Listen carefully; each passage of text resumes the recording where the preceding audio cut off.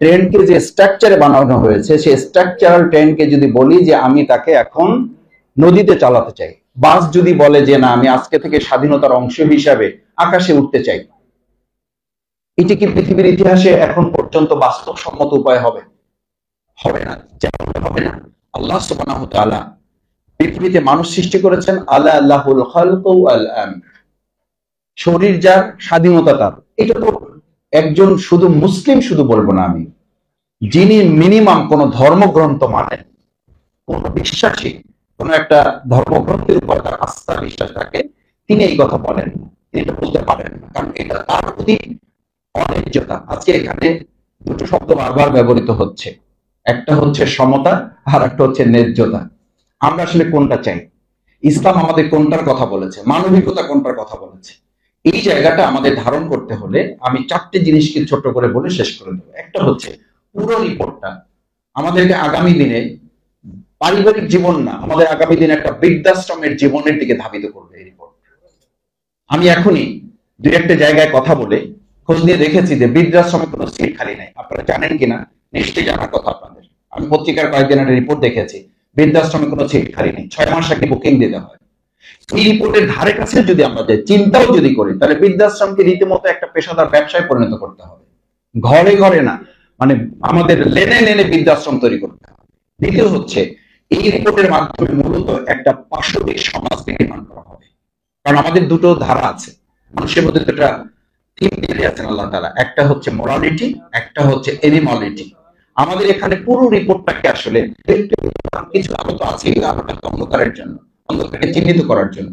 সেই জায়গায় মূলত একটা পাশবিক সমাজ নির্মাণের বন্যতা, যেখানে একেবারে মানুষ মানুষের মতো করে বাঁচার কোনো অধিকার নেই।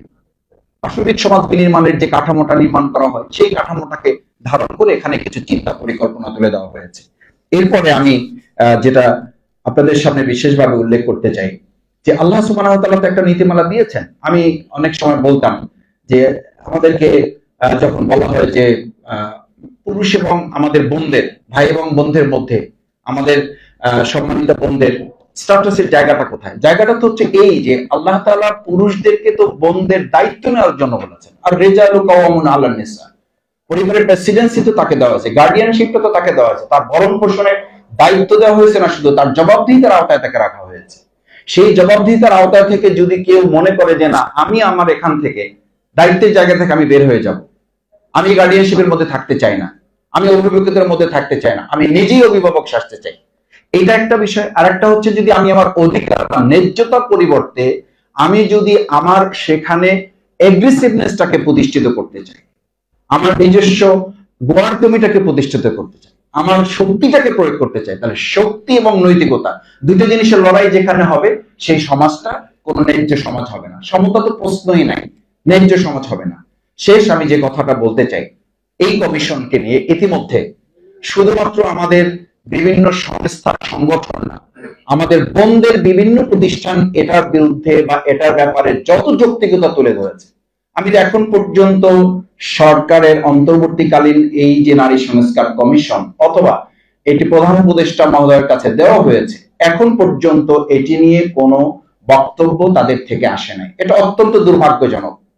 আমি আশা করব যে আজকের এই রাউন্ড টেবিলের বক্তব্য আমাদের একাডেমিশিয়ান যারা আছেন, এখানে যারা কথা বলেছেন, পয়েন্ট ধরে ধরে যে যুক্তিগুলো দিয়েছেন, এইগুলোকে সামনে রেখে সরকার অবশ্যই আজকের এবং বিগত দিনের যত আলোচনা হয়েছে, এই নারী সংস্কার কমিশনকে কোনো পুনর্গঠন, সংযোজন, বিয়োজন নয়, বরং এটাকে পূর্ণাঙ্গভাবে বাতিল করে নতুন ভাবে ইসলামিক স্কলার এবং সাথে প্রগতিশীল কেউ কেউ বলছেন, আমি বলি ইসলাম নিজেই প্রগতিশীল, ইসলাম দুর্গতিশীল না। এটা যুক্ত করে আরেকটা প্রকার প্রতারণা, এটা যুক্ত করে আরেকটা ষড়যন্ত্র, যে ইসলামিক স্কলারদের মধ্যে আবার প্রগতিশীল, ইসলামিক স্কলার আবার প্রগতিশীল, ইসলাম নিজেই একটা প্রগতিশীল। সেই জায়গায় আমি বলবো ইসলাম এবং এই বিষয়ে যারা পারদর্শী এক্সপার্ট যারা, তাদেরকে সম্পৃক্ত করে অন্য ধর্মেও যারা সহনশীল, অন্য ধর্মের প্রতি যারা নিজেরা এটার প্রতি আত্মমর্যাদা এবং সম্মান নিয়ে যারা চিন্তা দৃষ্টিভঙ্গি নিয়ে জীবন পরিচালনা করতে অঙ্গীকারাবদ্ধ, সেরকম মানুষদেরকে, ভাইদেরকে, বোনদেরকে যুক্ত করে নতুন কমিশন গঠন করাই হবে আজকের রাউন্ড টেবিলের আহ্বান। সেই প্রত্যাশা ব্যক্ত করে আমার কথা শেষ করছি। সবাইকে ধন্যবাদ।